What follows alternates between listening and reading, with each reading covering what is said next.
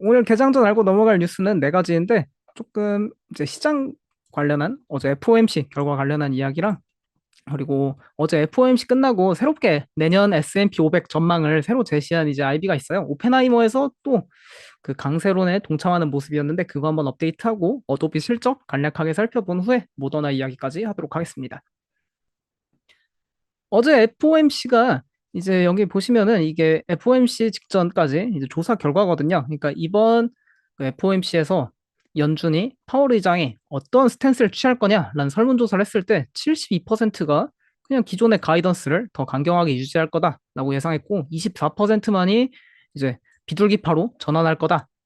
그런 전망을 했는데 경제학자들 그 4명 중에 3명은 틀렸습니다. 결국 파월 의장이 비둘기파로 변신한 모습을 보여주었죠. 그러면서 이렇게 시장의 예상을 뒤엎고 완전 비둘기가 어제 여기 연방준비위원회를 뒤덮은 모습이 이렇게 나타났고 결국 이 가장 중요한 데이터는 이 연준 점도표입니다. 369 12월에는 향후 금리 전망을 나타내는 점도표가 찍히는데 기존 9월 점도표가 이 위에 자료예요. 그리고 이번에 업데이트된 12월 점도표가 아래 자료인데 이제 기존에는 여기 2024년 점도표 중간값이 5.1%였습니다. 근데 아래 보시면은 이게 조금 가려서 잘 안 보이지만 이번에 제시한 점도표에 따르면은 약 3개월 사이에 이 중간값이 4.6%까지 0.5%가 하락했거든요. 이렇게 5.1%에서 4.6%로 하락했습니다. 그리고 또 2025년 점도표도 더 예상치보다 하락하면서 생각보다 금리 빨리 내리겠다. 그런 게 시장에서 현재 반영되고 있는 모습입니다.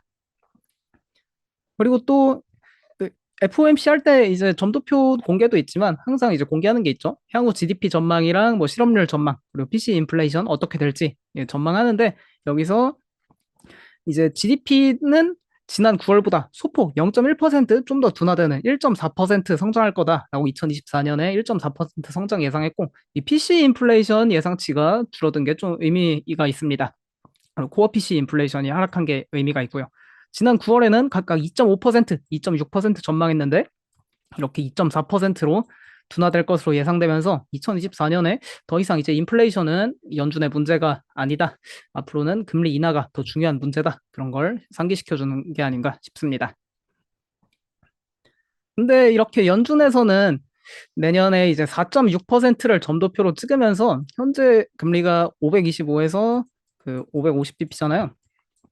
근데 이제 시장에서는 3번 인하가 아니라 방금 확인해 본 결과 이게 아침까지만 해도 시장에선 6번 인하 전망이었는데 현재 한 번, 두 번, 세 번, 네 번, 다섯 번, 여섯 번, 일곱 번 인하할 것으로 전망되고 있습니다. 이 시장에서 정말 빠르게 이걸 반영해서 앞서 나가는 모습인데 내년에 일곱 번 인하한다면은 내년 1월 제외하고 이제 3월 FOMC부터 그냥 계속해서 25bp씩 인하하는 거거든요. 한번 어떻게 될지 내년에 살펴볼 필요 있겠습니다. 2022년에는 이와 반대로 FOMC 할 때마다 계속 인상했었죠. 근데 과연 2024년 2년 사이에 이제 계속 인하하는 모습으로 바뀔지 한번 지켜볼 필요 있겠습니다. 그리고 이제 어제 FOMC 결과 나오면서 또 이 아이비들에서 업데이트한 게 있는데 오펜하이머에서 이제 펀드 스트랩과 함께 5,200을 내년도 S&P 500 목표치로 전망하고 있습니다. 좌측에 있는 자료는 현재까지 나온 각 아이비들의 이제 그 월가 아이비들의 S&P 500 2024년 목표치 그 데이터고요. 오펜하이머가 이걸 새로 업데이트했는데 펀드 스트레이트랑 함께 살펴보도록 하겠습니다. 펀드 스트레이트 하면 역시 탐리, 이 미국의 대표적인 월가의 강세론자인데 탐리는 이, 이 뒷받침하는 의견으로 5,200을 뒷받침하는 의견으로 인플레이션 하락이 앞으로 금융 여건 완화로 이어지면서 미국 경제가 경기 침체에 들어가지 않을 거라고 합니다. 실제로 어제 뭐 파월 의장이나 옐런 재무부 장관 역시 이제 미국의 경기 침체는 조금 거의 없다 그런 식으로 말했기 때문에 이분 의견이 상당히 일리 있는 모습이고요. 그리고 모기지 금리가 하락하면서 이제 미국 기업의 억눌린 수요가 발생해서 2023년보다 기업 환경이 더 나은 상황이 될 거라 해요. 그러니까 모기지 금리가 하락하면 이제 대출 여건이 완화되니까 이제 주택건설업체나 뭐 중소형 지방은행들이 이제 수혜를 받을 수 있겠죠. 그러다 보니까 탐리는 이제 2023년에 뒤처졌던 소형주랑 금융 섹터 그리고 부동산을 선호한다고 합니다.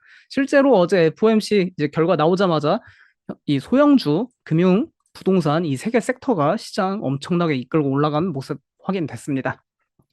그리고 탐리는 이제 또 대부분의 상승이 2024년 하반기에 이루어질 것이라며 이제 내년 상반기까지 충분히 주식 매수 기회가 더 있다라고 말씀하시는 모습이었습니다. 이, 이 펀드 스트랫에서 이제 이거 섹터별로 나타낸 건데, 그러니까 선호하는 순위 여기 보시면 스몰캡이 2024년 1위 이렇게 꼽히고 있고, 그다음 2위로 산업재, 그리고 이제 3위에 이거 IT 기술주가 이제 꼽히고 있습니다. 그리고 스몰캡이랑 같이 1위로 공동 1위로 꼽은 거는 금융 섹터인데, 이 펀드 스트레스에서는 이제 금융, 소형주, 산업, IT 이렇게 네 개 꼽고 있으니까 이런 거 한번 참고해 보시면 좋겠고요. 오펜하이머에서는 어제 이제 FOMC 끝나자마자 새롭게 업데이트를 했는데, 여기도 목표치 5,200 제시하면서 강세론에 동참했습니다. 그러니까 2024년은 기존의 이제 제한적인 통화 정책에서 앞으로 완화적인 기조로 변하는 전환의 해라고 언급했고, 그리고 여기도 아까 펀드 스트레스 톱리하고 마찬가지로 이제 금리 인하가 하반기 시장에 안도감을 가져올 것이라면서 2024년 하반기 좀 시장이 좋을 것이다, 그런 식으로 많이 전망하는 모습입니다. 그리고 또 오펜하이머의 이존 스톨츠푸스 이분께서는 이제 2023년의 승자가 또 2024년에도 강세를 보일 것이라 전망하면서 약간 이제 아까 탐리랑은 조금 다른 전망을 내놨는데, 여기서도 근데 결국에는 이제 기술이나 산업재 이런 거는 공동 그런 둘 다 이제 두 분 다 좋다고 말씀하시는 모습입니다. 그리고 또 임의 소비자도 좋다고 표현하고 있고요. 그리고 또 랠리의 확대는 결국 이 AI 기술이 핵심 동력이라 하는데, 현재 기술은 이제 20세기 초에 마치 자동차 산업과 이제 비슷하다면서 AI 기술 이 시장이 더 많이 개화할 것으로 전망하고 있는 모습입니다. 그리고 현재 미국의 기업들과 소비자의 회복력이 놀라울 정도로 강하다 하고요. 그리고 좀 이게 눈에 띄었는데, 이분 말씀으로는 현재 미국의 젊은 투자자들이 이 사회보장연금, 이 소셜 시큐리티라고 하나요? 이 사회보장연금을 신뢰할 수 없다 보니까 이 주식을 상당히 안정적인 투자처로 오히려 여긴다고 해요, 연금보다. 그러면서 젊은이들이 주식에 대한 열망이 커가지고 이 시장에서 더 많은 밸류에이션을 현재 쳐주고 있다고 합니다.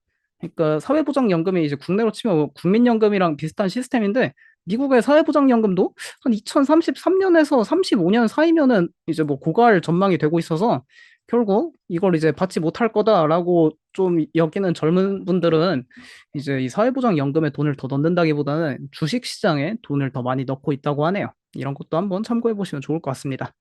국내에서도 조금 뭐 젊은 분들 중에는 그 연금 불신하는 사람들도 있고 뭐 그러지 않나요? 저는 연금 받을 수 있으면 좋겠습니다. 그다음 이제 어도비 실적 업데이트 하려는데, 어도비 매출이랑 EPS는 시장 가이던스 전망치에 부합했어요. 근데 이제 문제가 뭐였냐면은 내년도 매출 가이던스가 시장 예상치를 하회한 건데, 그러니까 시장 예상치는 217억 달러 이걸 예상했는데, 이 매출 결과가 이제 그 기업에서 발표한 건 약간 예상치보다 저조했습니다. 가장 큰 이유는 이 폼 8K, 그러니까 이거는 이제 상시 보고서 같은 건데, 기업이 뭔가 뭐 이벤트가 발생했다던가 누구 경영진이 바뀌었단가 그럴 때 이제 폼 8K로 보고를 하는 건데, 그러니까 얘네가 이제 실적 발표 외 자료에서 어제 폼 8K 자료를 함께 발표했거든요. 여기 이 문구에 따르면은 2022년 6월부터 FTC, 그러니까 미국의 이제 연방거래위원회가 이 어도비의 소프트웨어 구독 취소 규정을 조사 중이라고 합니다. 그리고 이 사안에 해결되는 데는 현재 상당한 금전적 비용이나 또는 벌금이 포함될 수 있다고 이야기하면서 이 벌금이나 비용 때문에 내년 매출이 약간 둔화될 것으로 예상되고 있고요.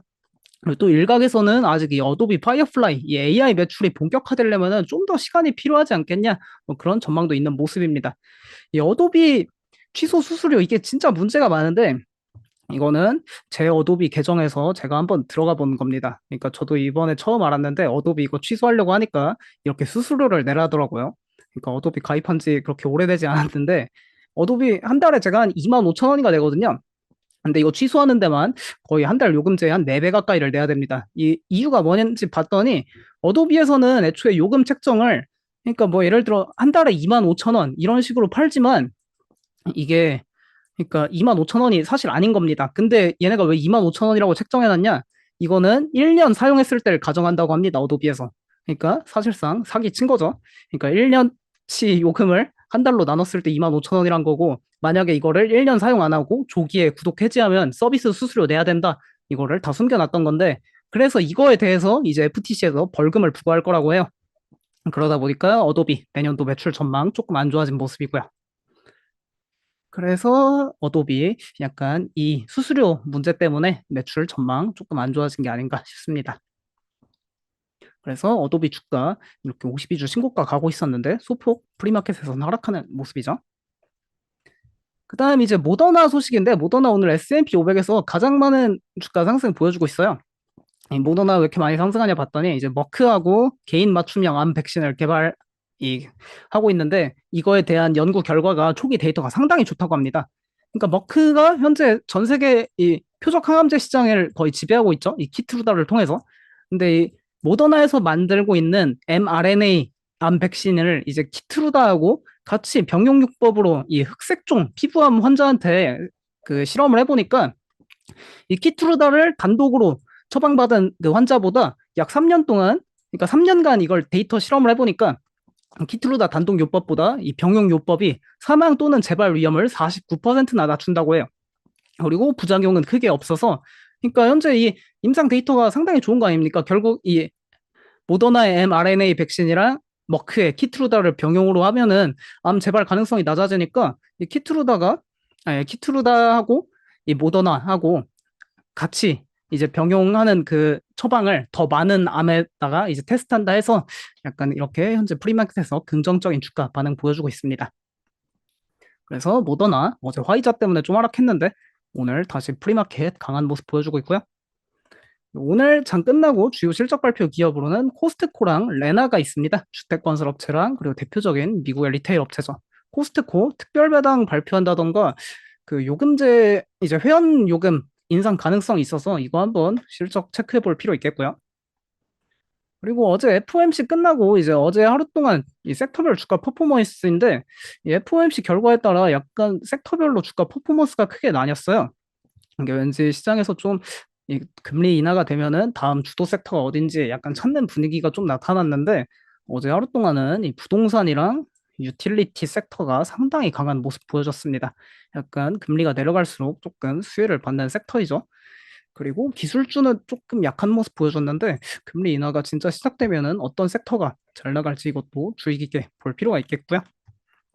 52주 신고가 경신기가 오늘 진짜 너무 많아가지고 그래서 좀 최근에 러셀이 잘 나가잖아요. 중소형 지수인 러셀 2000이. 그래서 약간 좀 중소형 기업들 이렇게 몇 개 가져왔고 그리고 이 BGN이 이런 약간 그 유틸리티 기업 중에 그 유틸리티 기업 중에 현재 그 NRG 에너지 행동주의 펀드 이슈 있는 거 외에는 이게 또 52주 신고가 가는 유일한 유틸리티 기업이라 이런 것도 한번 체크해 볼 필요 있겠고 그리고 다우 30 ETF도 한번 살펴보도록 하겠습니다. 이건 사상 최고가 경신했죠.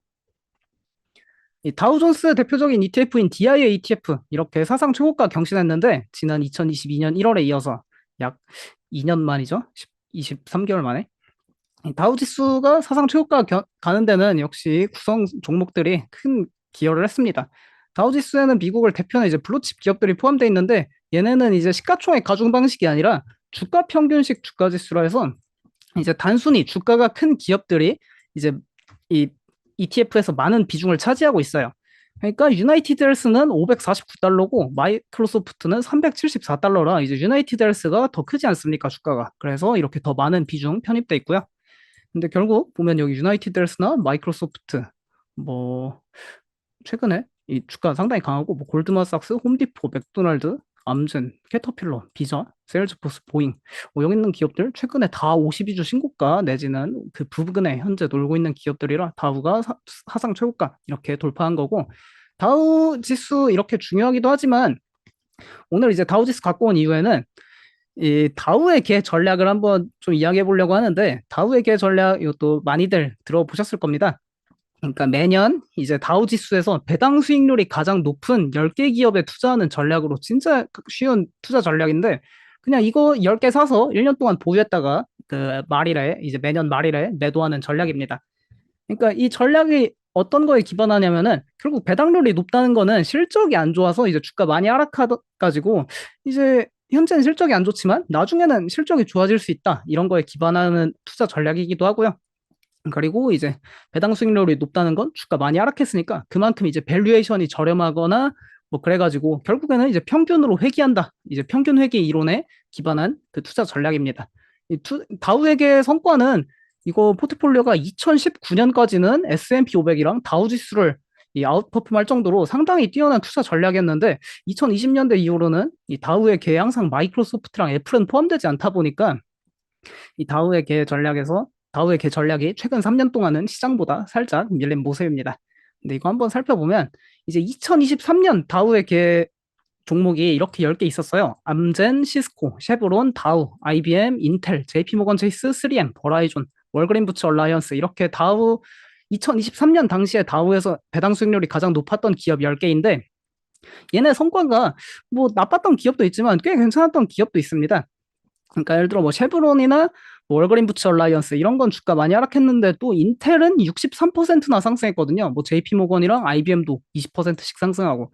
그러니까 다우의 개 전략에서 10개 다 좋은 경우는 좀 흔치 않지만 그중에 특출난 기업들이 몇 개 있습니다. 그래서 그런 기업들만 좀 골라서 투자해보는 건 어떨까 그런 생각도 드는데 2024년 다우에게 이 기업들을 한번 살펴볼 필요가 있겠습니다. 2024년에는 이 다우의 개 종목에서 아까 보았던 이 인텔이랑 JP모건이 빠졌어요. 인텔이 63% 상승했고 JP모건이 20% 상승하면서 주가 많이 상승해가지고 얘네 둘이 빠지고 이 자리에 이 골드만삭스랑 코카콜라가 포함됐습니다. 근데 이 다우의 개 2024년 종목 중에 현재 이게 다 주가가 안 좋잖아요. 그러니까 이제 이 IB들의 매수 의견도 좀 적은 편인데 그래도 그중에 이제 매수 비중이 좀 높은 투자 의견 매수 비중이 높은 기업들을 이렇게 세 가지 꼽아보면 쉐브론이 매수 비중이 약 70%에 달하고 골드만삭스가 60% 그리고 코카콜라가 약 80%에 달하고 있습니다. 그러니까 이 세 개 기업은 약간 월가에서 이 다우의 개들 중에 상당히 좋게 보는 모습이에요. 그래서 이 다우의 개에 관심이 있다면은 한번 이게 그 올해 2023년에 인텔이나 JP모건처럼 내년에 이 세 개의 기업이 좀 그런 좋은 모습을 보여주지 않을까 기대하면서 이런 것도 체크해 보시면 좋을 것 같습니다. 그래서 코카콜라 주가 한번 체크해 보실 필요 있겠고요. 그리고 또 쉐브론도 현재는 이렇게 좀 유가 하락으로 기고 있지만 뭐 버크셔 해서웨이에서는 계속 사지 않습니까? 옥시덴탈 페트롤리움 같은 에너지 기업. 그러니까 쉐브론도 한번 기대해 볼 만하고요. 또 골드만삭스도 최근에 금융 섹터 상당히 강하죠. 그리고 또 IPO 업무가 내년에 이제 많아지면은 이런 것도 수혜 받을 수 있어서 체크해 볼 필요 있겠습니다.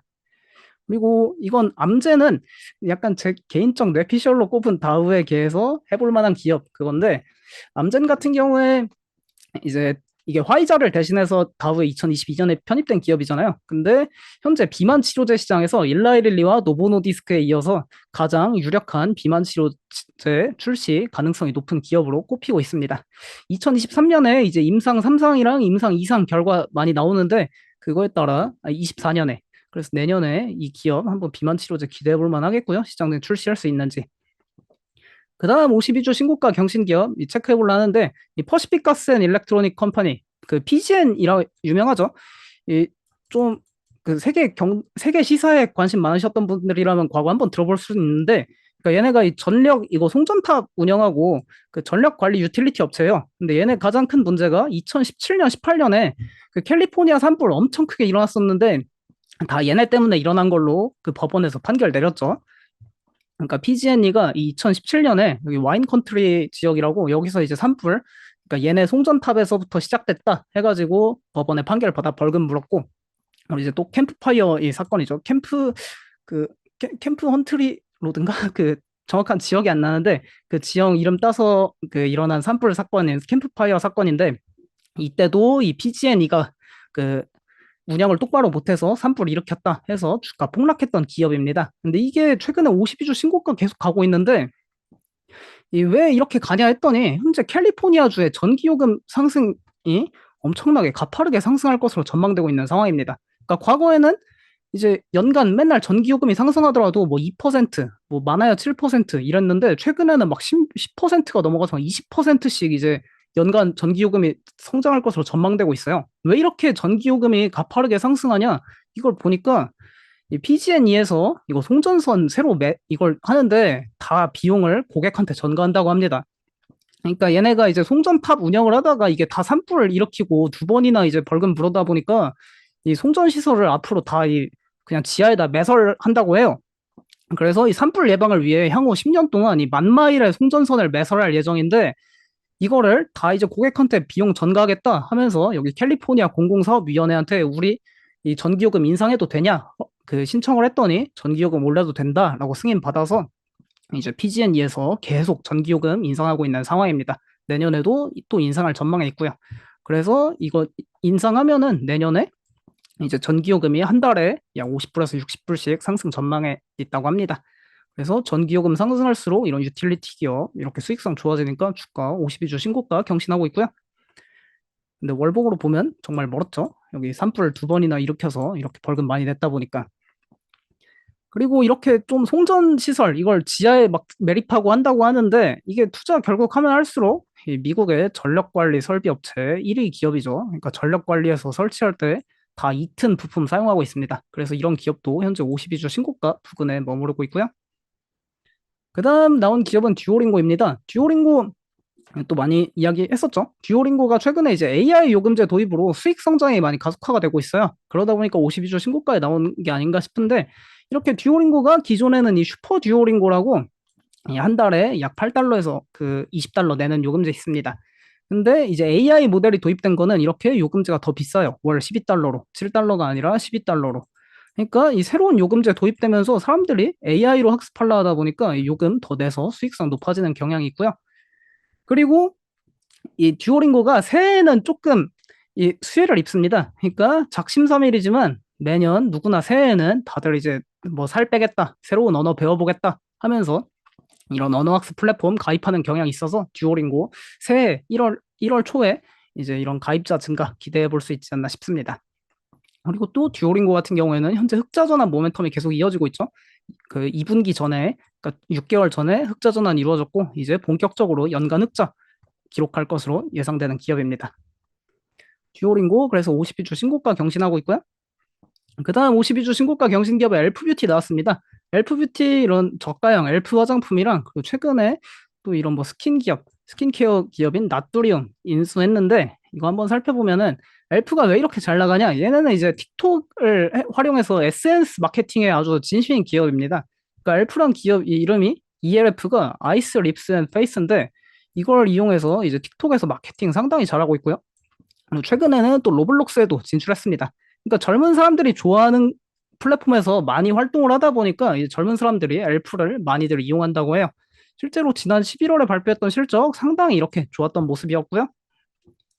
그리고 결국 이 아까 봤듯이 틱톡이나 로블록스 다 10대들이 많이 쓰지 않습니까? 그런 데서 이제 마케팅을 잘하다 보니까 엘프 뷰티에 대한 10대 선호도 계속해서 증가하는 거 이제 파이퍼 센틀러 그 10대 소비자 조사에서 항상 확인되고 있고요. 실제로 이렇게 엘프가 1위 차지하고 있습니다. 그리고 또 엘프 뷰티 같은 기업 볼 때는 엘프가 이제 입점해 있는 리테일러에서 관련 코멘트들을 보면 좀 이 투자에 도움이 될 수 있는데 엘프는 크게 월마트, 타겟, 그리고 울타뷰티 이렇게 세 개 리테일러에 입점해 있어요. 온라인 판매 제외하고는. 근데 이제 이 세 개 기업들 실적 발표에서 최근에 보면은 월마트에서도 의류, 펫, 그리고 뷰티 고객 반응이 좋다 이야기했고 타겟에서도 재량 소비자는 약세를 보이지만 뷰티 부문은 강세를 보이고 있다라고 이야기했습니다. 그리고 울타에서는 대놓고 엘프가 이제 아주 높은 성장세를 보이고 있다고 언급했죠. 이런 걸 이제 보아서도 엘프 뷰티 잘 나간다는 걸 알 수 있습니다. 그래서 이렇게 52주 신고가 경신했고요.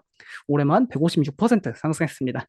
반면에 에스티로더는 조금 저조한 모습 보여줬는데 최근에 주가 이렇게 반등하는 모습 확인되고 있습니다. 그 다음은 이제 ETF 두 개 소개해드리려 하는데 이제 하나는 주택건설업체 ETF예요.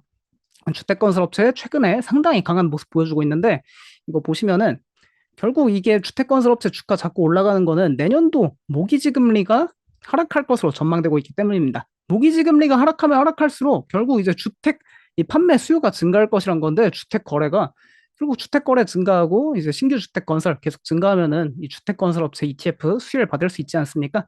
그래서 이런 거 52주 신고가 가고 있고요. 여기서 이제 포트폴리오 ETF의 1위 차지하고 있는 윌리엄스 소노마 이제 접시, 그릇, 뭐 가구 만드는 기업인데 이런 것도 이제 주택 건설 증가하면은 또 수요가 발생하니까 52주 신고가 경신하고 있습니다.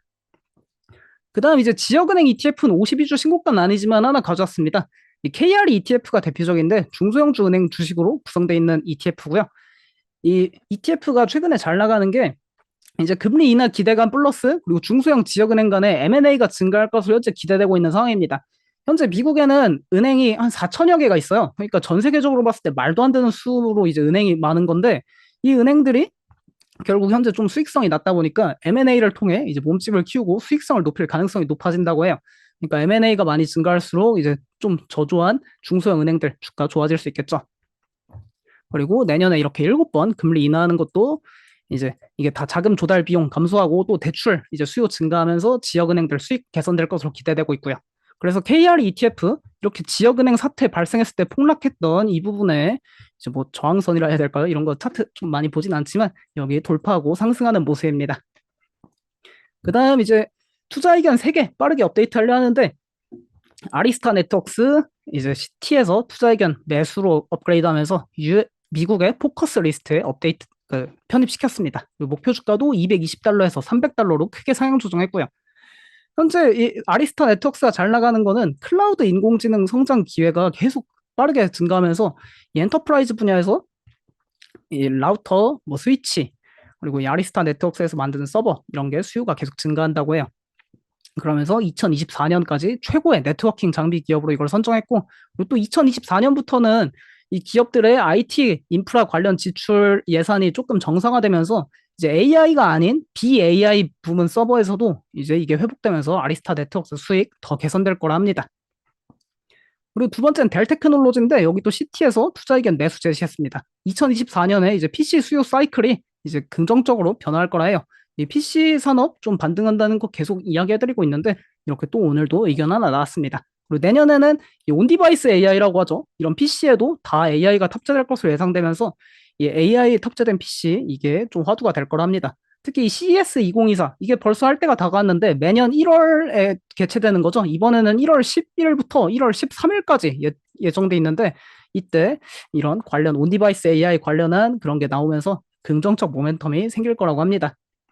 그 다음 이제 라이브 네이션인데 라이브 네이션 오늘 프리마켓에서 3% 가까이 상승 중에 있습니다. 모건 스탠리에서 투자 의견 중립에서 비중 확대 상향 조정했고 목표 주가 100달러에서 110달러로 상향 조정했어요. 모건 스탠리에 따르면은 이제 2024년까지 음악과 라이브 이벤트의 펀더멘털은 건전하고 이 ROE가 계속 개선됐음에도 2021년 말 이후로 라이브 네이션의 주가는 상당히 뒤처졌다고 해요. 그래서 이 저조한 주가 성과를 바탕으로 이 좀 주가 투자 의견을 업데이트한 건데 결국 이 미래 글로벌 라이브 음악 시장도 더 성장성이 확신이 생긴다면서 이 투자 의견을 업데이트했습니다. 실제로 이제 국내에서도 좀 팝스타에 대한 팝 가수들의 이제 공연에도 이제 점점 젊은 팬들이 많아지고 있고 실제로 테일러 스위프트가 이제 내년에도 에라스 투어 진행하다 보니까 결국 다 티켓팅 라이브 네이션에서 주관하지 않습니까? 전 세계 어디든. 그러니까 라이브 네이션 약간 긍정적으로 평가하는 모습이고요. 근데 한 가지 걸리는 게 있다면 여기 아직 여기 DOJ 법무부에서 반독점 관련 조사 계속 진행 중에 있죠. 그다음 오늘까지 사면 배당받는 기업 이렇게 두 가지 있습니다. 한 번씩 체크해 보시면 되겠고요.